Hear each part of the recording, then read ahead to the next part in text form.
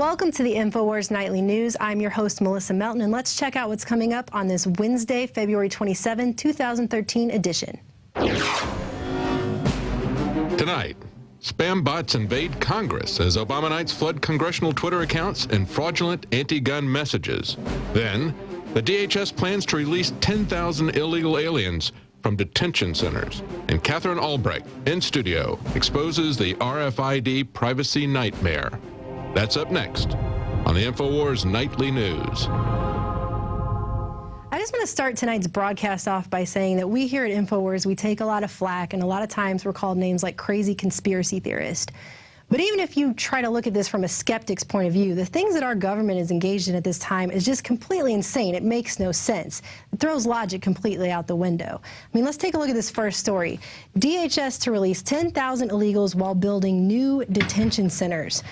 Okay, so the Department of Homeland Security plans to release 10,000 illegal aliens from detention centers in response to possible sequestration budget cuts, citing the unaffordability of maintaining these jails, while simultaneously building new detention centers for illegal aliens that cost tens of millions of dollars, I guess so that they can also not be afforded to be maintained? Doesn't make any sense at all. And actually, they've already started releasing illegal immigrants ahead of the budget cuts even going into effect. And Napolitano is saying she doesn't think we can maintain, we being her and her ilk, the same level of security at all places around the country with sequester as without sequester. And I'm actually really hoping that what that means is they're not going to be able to afford to stick their hands down the pants of as many 3-year-olds at the airport who just want to go to Disneyland, because we all know they're not doing anything at the border anyway. And there she is. Oh, that's beautiful. Yes, that is wonderful. I love that. That's pretty accurate, actually, and it's unfortunate and sad. They're releasing people from one end of the spectrum while they're building more facilities, which they're not going to apparently be able to afford to put people in. It makes no sense. It makes no sense at all. And for more on how Queen Napolitano is basically, ironically, using these terroristic threats, their veiled threats, against the American people in the wake of budget cuts, let's go now to Aaron Dykes.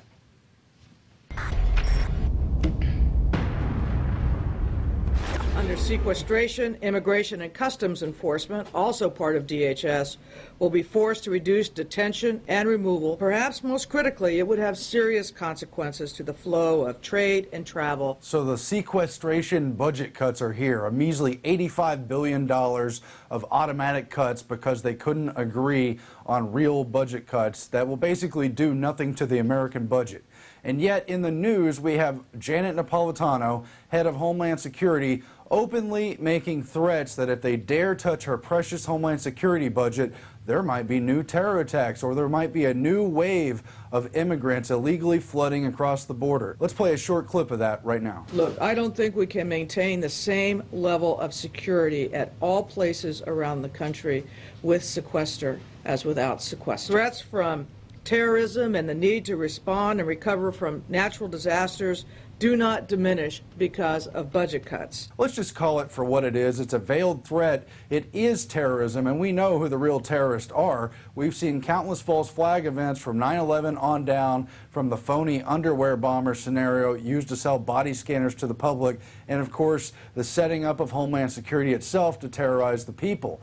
We know what it is. The dictionary definition of terrorism is the systematic use of fear or terror as a means of coercion, and that's just what they're doing. And of course, Janet Napolitano says she's not trying to scare anyone. She just wants them to plan for what if there's not enough money for TSA to grope passengers, and what to do if there's longer lines and you have to wait to get on a plane, or if you're not able to make your flight. Average wait times to clear customs will increase by as much as 50%, and at our busiest airports like Newark and JFK, LAX and O'Hare, peak wait times, which can reach over 2 hours, could easily grow to 4 hours. Homeland Security and other national security figures, Napolitano on down, don't want the public to even think that these national security apparatuses can be targeted by budget cuts. So that's why they want to reiterate the fear. They admittedly did it during the Bush administration using their color-coded fear chart every time Bush was down in the polls, or that he faced re-election, or that the public was beginning to doubt that the war on terror was real. Now we see it again, as we already have in the Obama administration. The fear-mongering over checks won't go out, people are going to starve, people are going to go hungry. And then here's Napolitano adding on to that the country will break down and passengers will have to wait in lines and the TSA won't be able to do its job, and it's not our fault if there's more terror attacks. Well, we know who's clearly behind the staged phony terror in this country. We also know that Homeland Security and TSA have never caught a real terrorist, especially at airports, and that the only terrorists they have set up in charge are those led by admitted FBI sting operations. But Napolitano wants you to think that her precious Homeland Security budget is untouchable and that they have a right to occupy and control the direction of this country. Of course, Homeland Security's real money comes through black budgets and is used for continuity of government operations, setting up FEMA camps, and a lot more. No one's even pretending to touch that money. Under sequestration, Immigration and Customs Enforcement would not be able to maintain the 34,000 detention beds as required by Congress. It would also reduce our investigative activities in areas like human smuggling. They want you to be afraid of a wave of illegal immigration, even though they're admittedly planning to give amnesty to more than 11 million immigrants and pretty much openly don't do anything to restrict the border. In fact, Department of Justice and others give weapons to the drug cartels, allow them to ship in their drugs, and then launder the money on Wall Street. They just want to, again, control and instill fear in the American public. They're not going to do anything to stop illegal immigration one way or another, and they're certainly not going to stop terrorism, which they could just use to further their own agenda. We see through you, Janet Napolitano. We know that your odor comes from a defensive mechanism like a skunk or like a stink beetle to keep people away from your little precious jewel agency of Homeland Security, so they'll think they can't cut your budget and you'll just excrete this defensive odor upon the people. Well, stop it. You're repugnant to the Constitution. Get away from our Bill of Rights. Stop using it as your toilet paper. Signing off for Infowars.com, I'm Aaron Dykes. Hi, I'm Janet Napolitano, Secretary of Homeland Security. If you try to take our money that is rightfully ours, we will unleash a legion of terrorists on you, because we need our money to put our hands down your pants and create terror alerts and do all kinds of things to take away your freedoms, and to pay for targets that look like pregnant women and old men defending their homes. Those are the real terrorists.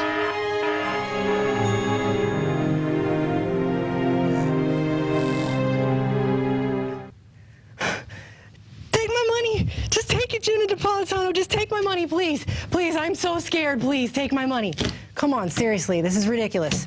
Anyway, moving on. Texas public school students are donning burqas and learning that Muslim terrorists are freedom fighters now. So that's a new wonderful thing that's happening here in the Texas public schools. A teacher has allegedly encouraged the schoolgirls to dress in full-length Islamic burqas and then instruct the entire class that Muslim terrorists are actually freedom fighters. And the teacher even allegedly said she doesn't agree with it, but she's supposed to teach people that they're not supposed to call them terrorists, they're freedom fighters. And at the end of the class, a teacher assigned a paper about Egypt, and a student explained to reporters the topic of the paper was how Egypt was a good country until democracy took over, and that things were finally corrected when the Muslim Brotherhood came into power. So is this teacher teaching students to think critically, or is this more PC brainwashing? I mean, we're the ones that put the Muslim Brotherhood into power, and now we have this brainwashing arm for our children that's telling them to think that that's good? This makes, again, no sense. And moving on to things that make absolutely no sense, let's take a look at this. Eyewitness, yes, the Nazis did confiscate our guns. So this is an eyewitness, an Austrian citizen, Kitty Werthmann, who was actually there when Hitler was the annexation of Austria, and she says she actually saw them taking away citizens' guns. And yet all these gun control advocates and all these mainstream media people are trying to rewrite history and say that never happened. Oh, the Austrian people they all had guns. But the government said the guns are very dangerous. Children are playing with guns, hunting accidents happen, and we really have to have total control, safety. So we dutifully went to the police station and we registered our guns. Not long after, they said, no, it didn't help. The only way that we don't have accidents and crimes, you bring the guns to the police station, and then We don't have any crimes anymore and any accidents. And if you don't do that, capital punishment. So there you have it. Stalin and Hitler disarmed their political adversaries before engaging in mass genocide. See, and that woman wasn't Jewish, she was Austrian, and they took her guns. She was actually there, she witnessed it. And now we have all these mainstream media outlets coming out, like Salon.com, publishing stuff like this. The Hitler gun control lie. And these stories are ridiculous. It's amazing. Actually, it says the notion that Hitler confiscated everyone's guns is mostly bogus. Well, mostly bogus means partly true. Then they go on to say the law did prohibit Jews and other persecuted classes from owning guns, but this should not be an indictment of gun control in general. I'm pretty sure it should, because if you're Jewish and you get your guns taken away and then millions of you are slaughtered in mass, that's a pretty good argument against gun control. But my favorite line, I think, is if guns don't kill people, because of the argument, guns don't kill people, people kill people, then neither does gun control cause genocide. Genocidal regimes cause genocide. Well, I would argue that we're living under a genocidal regime because we're killing thousands every day through Planned Parenthood, which our government gives millions to every day. And that was started by a known eugenicist who on record wanted to do away with minorities, with the low-income impoverished, with feeble-minded people. She said on record she wanted people to have to apply to the government to become parents anyways, and we even see that today. Planned Parenthoods are mostly located in low-income, high-minority neighborhoods. And when we're not killing people here, we're actually doing it in other countries in these unconstitutional wars, or we'll just send a drone over and like bomb a whole wedding, or bomb an apartment building and kill a bunch of people. And I just think it's amazing that we live in a time where we're surrounded by such evil that we have these media outlets openly standing up for Adolf Hitler. It's amazing to me. And I think the point of stories like this is so that people won't make that connection between Adolf Hitler, who was a cult of personality back in his day. After the false flag Reichstag event, he passed an enabling act and became a dictator. And he was a horrible, authoritative dictator that killed millions of people. And now today we have cult of personality Obama passing all of his unconstitutional executive orders and the NDAA, where he can indefinitely detain U.S. citizens without even a charge or a trial. I think that the mainstream media just doesn't want you to know that history repeats itself. Well, it's going to continue to repeat itself, whether or not Salon likes it or not. And actually, I think that people like Alex Seitzwald and Salon need to stop misdirecting people with partial bits of truth, because were you there? No, you weren't. But Kitty Worthman was, and she said it happened, okay? Moving on to more people who don't know what they're talking about, ABC is now defending their editing of Michelle Obama's automatic weapon claim. Apparently, Michelle Obama went on to Good Morning America, and she claimed that 15-year-old Hadia Pendleton, who was killed in Chicago shortly after performing at the president's inauguration, was shot because some kids had some automatic weapons they didn't need. That's what she said. But actually, the Chicago police report says that Pendleton was shot by a man who opened fire with a handgun. So it was a grown man using a handgun, but they actually edited that out. And Michelle Obama will obviously use any means she can to get this anti-Second Amendment propaganda out there, and then the mainstream media will go around behind her and try to pick up the pieces of her lies. And for more mental trinkets from our White House, here's even more ridiculous advice from Joe Biden on guns and women's self-defense. Joe Biden on self-defense for women. If you want to protect yourself, get a double-barrel shotgun. As I told my wife, I said, Jill, if there's ever a problem, just walk out on the balcony here, or walk out, put that double-barrel shotgun and fire 2 blasts outside the house. Great advice, Joe. Not only would that be illegal, but a woman would then face an attacker with an empty shotgun. In California, everyone talks about the big earthquake or some terrible natural disaster as a last line of defense. What would you say to those people? Well, I would say there's an awful, guess what? A shotgun will keep you a lot safer. A double-barrel shotgun than the assault weapons in somebody's hands who doesn't know how to use it, even one who does know how to use it. It's harder to use an assault weapon and hit something than it is a shotgun, okay? So you want to keep people away in the earthquake, buy some shotgun shells. So Biden's telling his wife that she needs to take a double-barrel shotgun, aim it out the window, fire 2 blasts, and then stand there with an empty gun while a would-be attacker continues to make her way there. Jill, I think what you need to do is call Secret Service and not take advice from your husband, or else you're going to end up dead. Okay? And speaking of the White House, Republican rep demands White House records after fraudulent gun control tweets. We're talking about spam bots invading Congress. Apparently, Representative Steve Stockman on Tuesday pressed President Obama and his de facto campaign arm Organizing for Action for more info on White House gun control efforts amid new allegations that Obama supporters are flooding congressional Twitter accounts with phony and fraudulent anti-gun messages.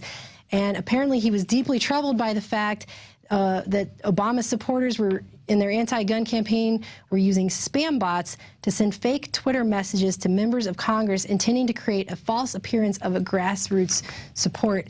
And I think it's pretty sad. I guess we're going back to the days of grade school now, and Obama's going to have to pay for friends like he's going to have to pay for support. I mean, it's really ridiculous. And actually, what I'm about to tell you probably won't even surprise you, but it actually did surprise me.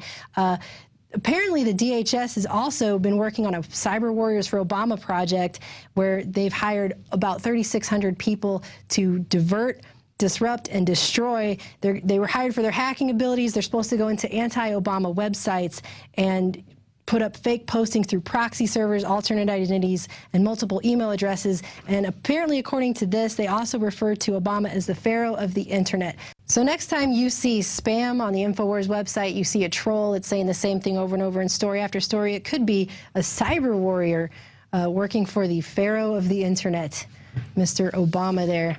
And it's a good thing he can pay for those people to call him that. That's wonderful. But they can't afford to protect us from illegal aliens, but they can afford to build a jail. See, it all makes lots and lots of sense.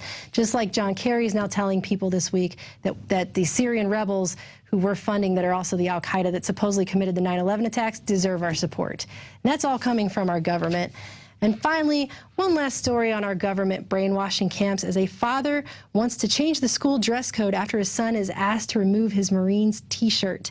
Apparently, an Illinois father wants a school district to reconsider the dress code after his kid was threatened with suspension for wearing a Marines T-shirt that had 2 interlocking rifles on the front. The rifles were considered problematic and had to be removed from sight, so they told the kid they would suspend him unless he turned his T-shirt inside out.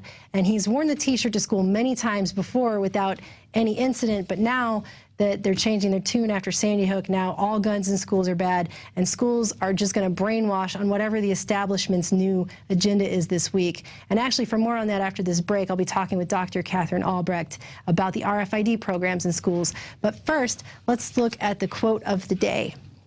By the 2030s, the non-biological portion of our intelligence will predominate. Geez, well, I think by 2030, there'll just be a giant floating Zardos head spitting guns out everywhere. How about it's 2013 and we revel in our humanity and basically keep fighting against these crazy globalist technocrats and their sad disdain for humanity, which just pretty much makes me sick. And that's it for tonight's portion of the main news. Stick around after the break for the interview. ProPure is introducing Pro One. All of your filtration in one system, portable, on the go.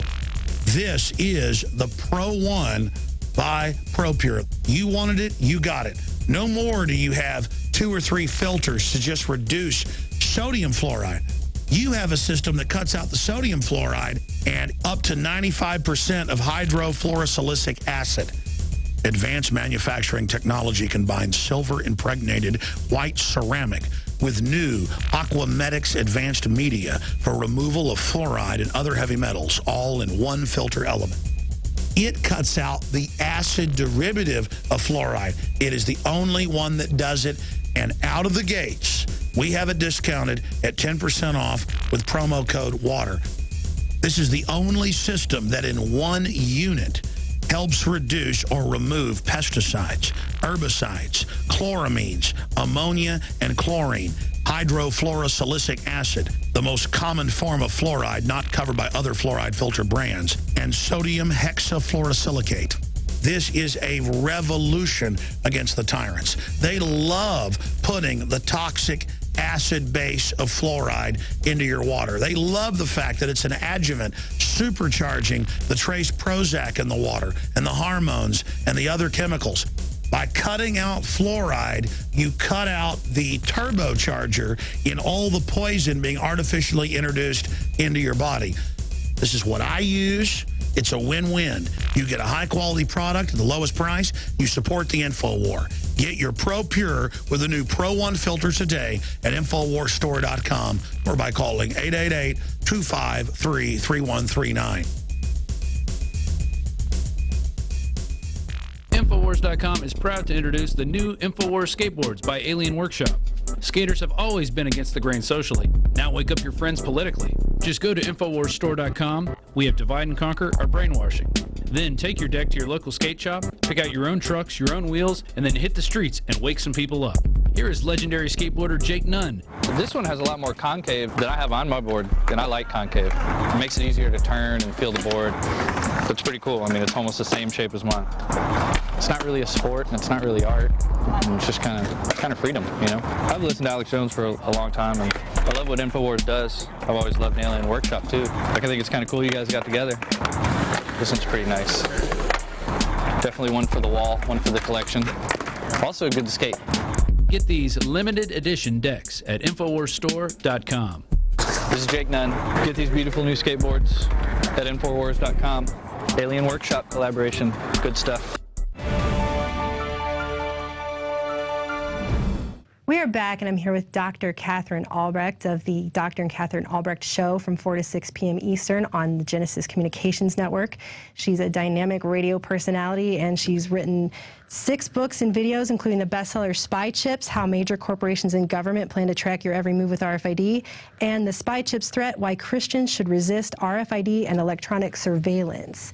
So thanks for joining us today. Hi, Melissa. I'm really happy to be here in Austin. It's a lot of fun to be in Texas right now. A lot of things going on in this state. A lot of things are going on in this state. And it looks like on Monday you went to a public forum about the RFID. Yeah, unfortunately, as much as I love Texas, you guys are the epicenter of a pretty nasty attack that's going on right now, and that is the tagging of school kids with remotely readable radio tracking beacons, literally on tags around their necks.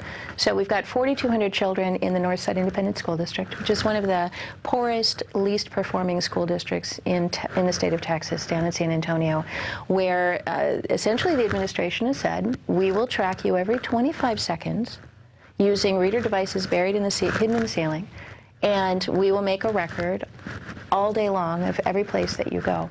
And yesterday, some colleagues, Heather Fazio from Texans for Accountable Government and I, headed over to the vendor, a company called Wade Garcia that manufactures these devices.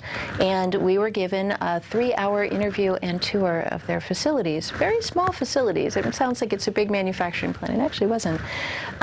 During that, we actually got to see, he pulled up, Mike Wade, the creator of this product, pulled up a screen. And I have to tell you, Melissa, it was one of the most frightening things I think I've ever seen in terms of what the future is going to look like.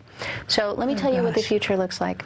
So each of these children is wearing a button battery containing RFID transmitting beacon. It's active RFID. So unlike the other RFID that I've been fighting all these years that doesn't have a battery in it and you have to have a reader to pick it up, this actually transmits a signal. So every 25 it's transmitting seconds, a signal all the time. Yes, so every 25 seconds it sends out a little burst of electromagnetic energy that contains a unique ID signal in it. So it's a unique ID number. This pulse that goes out from these children has anywhere from a 75-foot to a 300-foot read range. So Wow. each child is sitting in the center of their own sort of electromagnetic cloud Beacon, of data. but they're also getting rained on by the other children they're sitting next to. Exactly. So the entire school has now become this sort of emitting, You're just from a being health bathed in energy all the It time. certainly raises real issues from a health perspective. And actually, let me address those really quickly while we're talking about it. As your viewers may be aware, I am a breast cancer survivor. I went through a very difficult 2-year journey battling breast cancer. And as a result, I am very sensitive just consciously of the sorts of things that affect our bodies and could trigger a cancer to come back or a cancer to start. And so now you've got these girls, and they're between the ages of 12 and 17, who are wearing an electromagnetic beacon literally between their developing breasts that is sending out this pulse every 25 seconds throughout the day. We calculated, I'm trying to remember how many hundreds of thousands of exposures this wound up to be, but it was an immense number. And I have to say that if I had a daughter that was attending that school, that I would be the very first person to say there's no possible way. Even if we don't have absolute definitive evidence that this technology causes cancer, we do have some evidence that seems to indicate that. We also have, other studies say it has no health effects. So the reality, we don't know. And the idea of using young girls as guinea pigs and to find out 10, 20, 30 years down the road that an entire school or an entire district developed breast cancer because of this exposure would be a horrifying outcome. So it's not just the microchips sending out these beacons, but when I talk about this horrifying vision of the future, what we were able to see on the screen was a blueprint, a map, if you would, of the school. And there were so many schools doing this. This is schools in the Spring Independent School District down in Houston that I was not even aware were rigged with this technology. I wasn't aware of that either. He pulled down a menu, and there was school after school, alphabetically. Like, when he pulled down the menu, you could only see the A's and B's. Wow. That's how many schools are doing this. So he pulls this down, and he clicks on just a random school, and then the blueprint of the school comes up on the screen. And in this blueprint, what you see is the picture of the school, and then circles. And each of the circles inside of it contains 2 boxes, which is a number of students in that circle and a number of staff in that circle. So there might be like an 8 and a 15, or a 2 and a 1. When you click that, it gives you the names of the people that are physically located within that circle. Now, he's doing this from Texas, from San Antonio, looking at schools that are hundreds of miles away from this kind of command center. And we should all trust him to be okay with that information. He developed a program, so I'm not sure how trustworthy that is. But as he pulls it down, you could then pick any one of the names and click it, and then bring up that person's picture and their name and all of their personal information and their student ID number, and you now know exactly who's in that circle. So you're turning a school into an electronic concentration camp, It basically. is, and what's fascinating about it is I've never actually seen a system for tracking and tagging people that worked that seamlessly. I've seen a lot of systems that make efforts to try to tie in video cameras and do various things, but I've never actually seen in real life a system that does track people in that way. So as we were leaving, just driving through the streets of San Antonio, we stopped at a traffic light. You know, they have the cameras now at the traffic lights, which 10 years ago was horrifying in and of itself. And I thought to myself, all they're going to need to do is get each of us to agree to carry or wear something like that. And then they're going to be able to do that. The police or the FBI, the federal government, would be able to log into a control center, just like he did, and pull down from the menu Austin, Texas, and then pull down from the menu your street, and then pull down from the menu your home. Oh, gosh, and that's actually horrifying. determine who's in your home, or who is at the traffic light, or who is fill in the blank. So it's the ability to do that is here.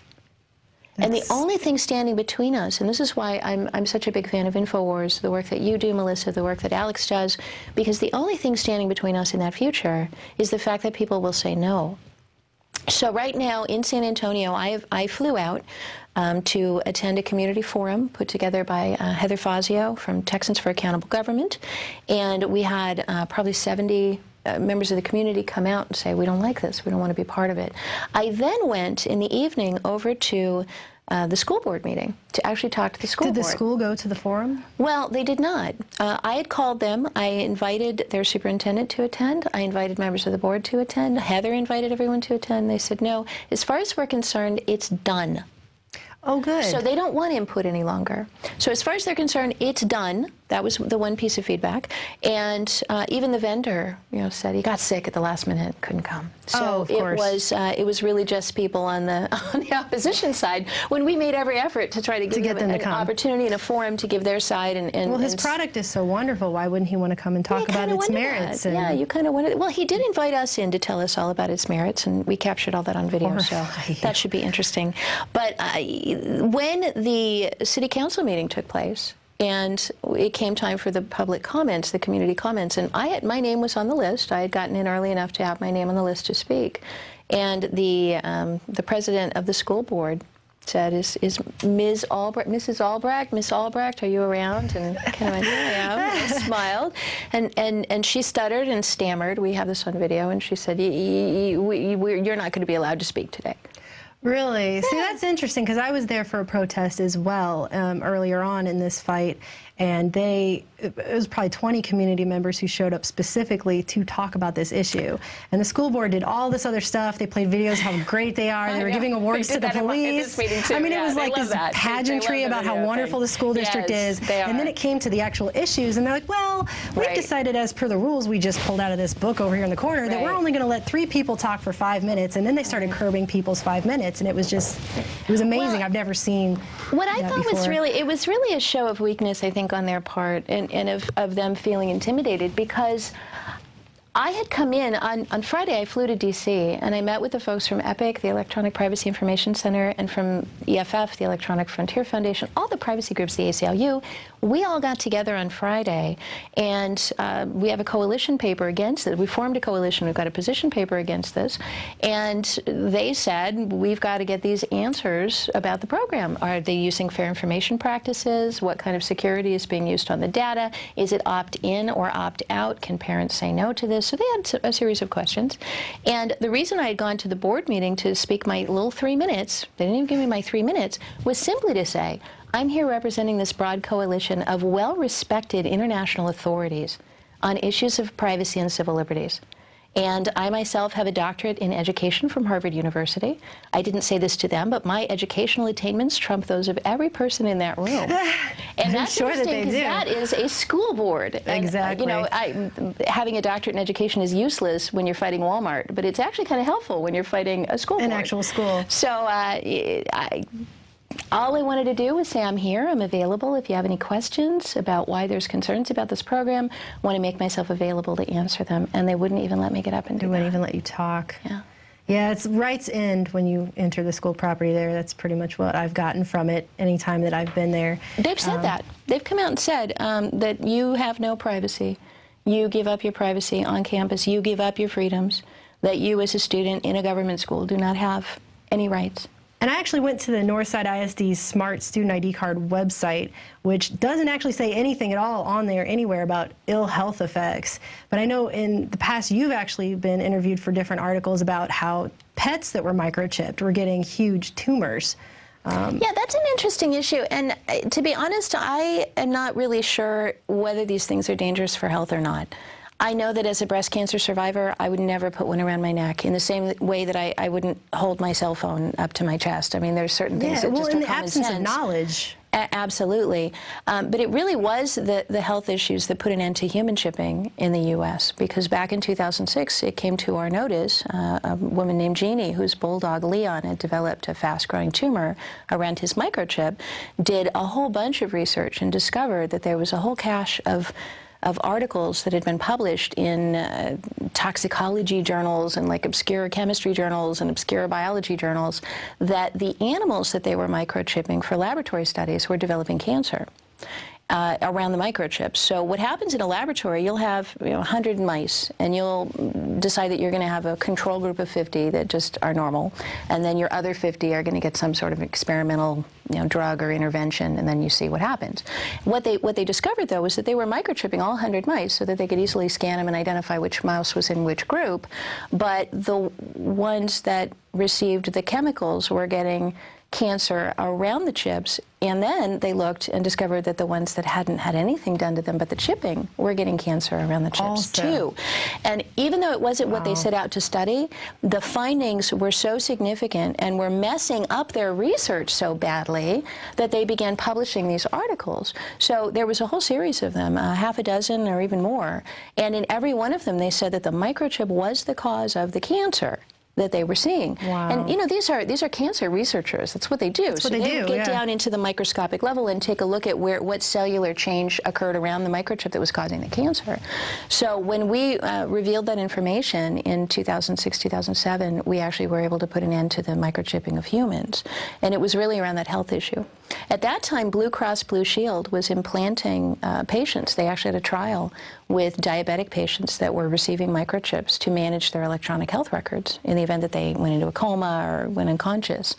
And it's always how it begins. It's to help you, right? It's absolutely. Always, this is going to help you. It's good technology. With tanks and guns. They come and say, "Oh, it'll be more convenient. It'll be safer." And of course, when people are frightened, fear is a great way to get people to give up their liberties. Exactly. So we have on pretty good authority that the people who were in that trial actually had their chips removed. Wow. So now it remains to be seen whether it's going to be a health issue that puts it into this, a security risk that puts it into it. The real scary part to me is not even the health issue. It's the fact that when these kids leave campus, they're beaming out that unique ID number at a huge swath of distance. So any predator that is able to pick up the Heather signal Fazio even had once talked about that, yeah. is able to You can now buy those trackers, right? You stand can get them like on outside a eBay? child's home. Yes, stand outside a child's home and identify whether the child is home, look in the driveway and see that there's no car there, know that the child's home alone. That's horrifying. I mean, it's truly frightening. Yeah, Heather was able to actually do a FOIA request and get a list of all the names of the kids from the Northside ISD in that request. Yeah. And so she was talking about, I had read that if you just pair that up with buying an RFID tracker, there you go. I mean, it's horrifying, the implications. You couldn't just buy it off the internet. I suppose that's the one silver lining. You would not be able to just buy it off the internet. Okay. You would have to engineer it. But the parts used, they operate at 433 megahertz, which is a hobbyist frequency. It's not licensed by the FCC. It's not a special frequency that only certain people can use. It's broadly available. The parts to put it together are widely available on the internet. So it would be a little bit of work, but not more work than a truly determined stalker would be willing to put in. That's horrifying. And I think, like you spoke about, you were a cancer survivor. My mother, 5 years ago, she was diagnosed also with non-Hodgkin's lymphoma. And the sad state of affairs in our world today is that the first thing that happened when they told her you have stage 4 cancer, we had to sit and go, well, what could it be? Is it the GMO that has been shown in independent tests to cause tumors in lab rats? Is it, the CFL light bulbs? She had filled her house with these light bulbs that are always putting out that really high, low frequency wave, and she's closed in with that all night long. Is it that? I mean, is it, all the chemicals that are being sprayed on the food? Is it this constant inundation with all the other frequency that's around us all the time, the smart meters? And she was living in a place that had that. I mean, and you just don't know anymore because we have so much stuff happening all around us all the time, and you have to follow the money on some of these things. I mean, isn't this Northside ISD, aren't these people standing to make a substantial amount of money off this as well? This is a couple hundred, it was a $200,000 contract to put this in, and this is just the pilot. So this is 4,200 kids out of over 100,000 students in the district. So do the math. I mean, you multiply that out, and you've got literally millions coming into this small company. When we interviewed them on camera yesterday and said, what would it look like if you got the contract for the whole country? And their eyes just lit up. I mean, obviously, that's an immense contract. That's the plan, I think, too. I think that's the ultimate goal. Once you've got the kids tagged, and once you've got them accustomed to this idea that authority figures, government authority figures, which is what school officials are, that government authorities can have the moral, legal, ethical right to track them, they're going to grow up into adults who aren't going to think twice when the next move is to put them on the street corners and at the entrance to the grocery store and every other place in the public arena. And then you're going to wind up with exactly what I was describing, where we're there in our car at the corner, and somebody somewhere could zoom in on that little circle and say, oh, there's Katherine Albrecht sitting in a car with Heather Fazio, and oh, they're going northbound. And the ultimate plan to tie that into the cashless society, where they tie your finances in with your smart grid well, and information. Then that brings you, of course, to the mark of the beast, because that's what was predicted 2,000 years ago. The idea, Melissa, that 2,000 years ago, a scraggly guy, age 80, in exile on an island off the coast of Greece, who was the Apostle John, would have a vision and be able to predict that 2,000 years later we'd have a world in which people could buy and sell with a number. Mind-blowing. A world where there would be one government for the entire globe. A world, even for him, even the idea that you would be able to identify all people, rich and poor, free and bond, great and small, was incredible. They didn't even know it was over the next ridge in many cases. And yet now we're able to pinpoint the entire globe from a satellite and find a quarter lying in somebody's backyard. So, to me, when people ask me what's happening, how does it tie in with biblical prophecy, I always say, if the world were going, well, first of all, the world's going to hell. I think everybody agrees it's going to hell. I think in a handbasket. And you don't have to be a Christian to say that. No. If it were going to hell randomly, I'd be scared. If it didn't look like what was in the Bible, then I would be nail-biting scared. Exactly. But the fact that it's going to hell in precisely exactly the way that we were told it was going to happen, then I have to say, okay, well, he's not going to get that part right and not get the next part right, too. Exactly. And that's the good news that comes in, is that in the end, the good guys win. Exactly. So that's what I cling to, and that's what helps me to get through these dark times. And then the other thing is, you know, I've been doing this since 1999, and I've given many interviews that depressed and discouraged people. You know, not on purpose, just telling what I knew. I at one point had a woman reach out to me via email, and she said, Katherine, you really need like a crisis hotline for people who've heard you speak, who are so stressed out that we're freaking out. You need some kind of phone number people can call for counseling. And I went, I don't want to do that to people. That's terrible. So that is why I stepped back and I said, instead of just giving people bad news, you've got to give people solutions. You've got to give people the positive. So this would be a good time to thank StartPage, the world's most private search engine, for existing, first of all, to give us an alternative to Google. So we've got a way to go online and not be tracked, but also for helping to fund my trip to San Antonio and supporting the privacy work that I'm doing right now. So there is good news. There are things that we can do. We can opt out. We can homeschool our kids. We can put them in different schools. We don't have to send them to these government institutions. We don't have to use Google. We don't have to log into the global brain 10, 15, 20 times a day and mind meld with it and tell it everything we're thinking about. You know, we have alternatives. And the frustrating part for me is when I see people who know better who don't use the alternatives. You know, people with a toll transponder in their car, instead of just taking the extra 30 seconds and paying cash. You know, tracking device on your vehicle, you don't have to do it. Once it's mandatory, then we'd have a different conversation. But when these things are voluntary, people shouldn't do them. No toll transponders. Don't use a credit card. Use cash, or we're going to lose cash. You know, don't use Google. Use StartPage. There's like things we can do to empower ourselves, and they're not hard, and they don't cost money. And I ask myself, if people are too wimpy to use these now, what's going to happen when it gets hard? Exactly. Well, thank you so much for joining us today. We really appreciate it, and I hope you come back soon. Thank you, Melissa. Thanks. And I'm sorry that I had to cut her off like that, but she had to go get to her own radio show, so apologize to her and to the viewers. But actually, after this end of the credits, we're going to be showing not only a special report that I did when I first started here at the RFID protest, but also an interview with the Hernandez family. Andrea Hernandez, of course, being the student that spoke out against the RFID and was then expelled from school for refusing to wear it. So that's coming up for Prison Planet subscribers after the credits here. And if you want to become a subscriber, all you got to do is go to prisonplanet.tv. It's $5.95 a month for 11 subscriptions. You get all of our news, you get the radio show, our special reports, all of our movies, and you continue to help us get the word out on this, because like she said, this is not something that most people are talking about. The mainstream media is mostly ignoring this issue, but it is a huge issue, and we're what stands between this and the future that Dr. Albrecht just described for you. It's horrifying. And so that's about it for tonight's Infowars Nightly News. We'll see you back again tomorrow at 7 p.m. Central.